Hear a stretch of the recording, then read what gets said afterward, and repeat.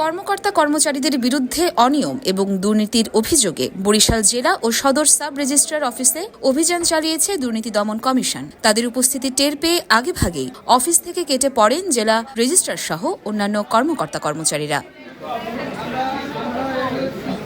তবে তাদের অনুপস্থিতিতে রেজিস্ট্রার কার্যালয়ে তল্লাশি করে নানা অনিয়ম এবং অসঙ্গতি খুঁজে পেয়েছে দুদক। পাশাপাশি সরকারি নিষেধাজ্ঞা উপেক্ষা করে অবৈধভাবে চরের খাস জমি রেজিস্ট্রি দেওয়া 4টি দলিল জব্দ ও সরকারি উৎস করে নির্ধারিত ফি কম নিয়ে দলিল রেজিস্ট্রেশন করার প্রমাণ পেয়েছেন তারা।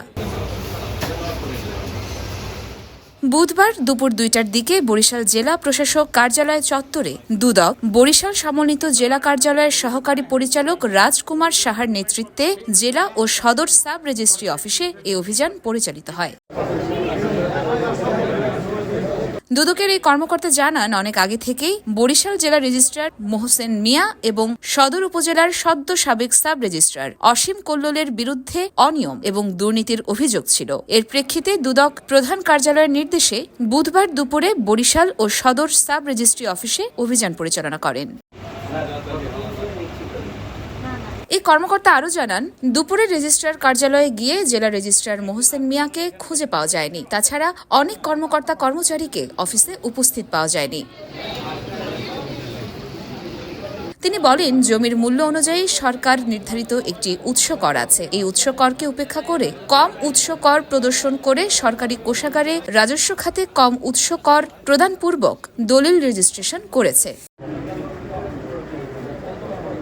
পরবর্তীতে দেখা যায় 1 মাস বা 2 মাস পরে বিভিন্ন দলিলে বিভিন্ন রকমের দাম দেখিয়ে উৎস কর জমা দিয়েছে। কিন্তু এই দলিলের যে উৎস কর অতিরিক্ত টাকা পরবর্তীতে আদায় করেছে, এটি সরকারি কোষাগারে জমা হয়েছে এই মর্মে রেজিস্ট্রারের কোথাও খুঁজে পাওয়া যায়নি।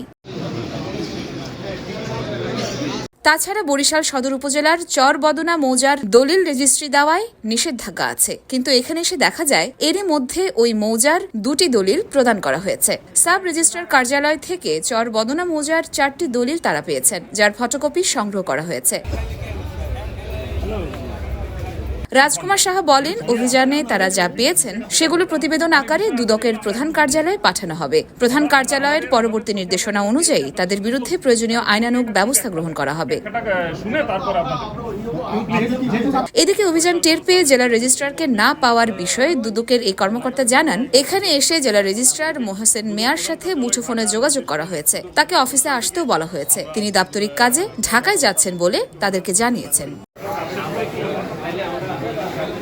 ইয়র্মা শায়ের জাহান, দেশকাল নিউজ। দলিল রেজিস্ট্রেশনের সময় এভুল সেভুল বিভিন্ন রকমের ভুল ত্রুটি তারা গ্রাহকের সামনে উত্থাপন করে তারা অতিরিক্ত টাকা আদায় করেছে।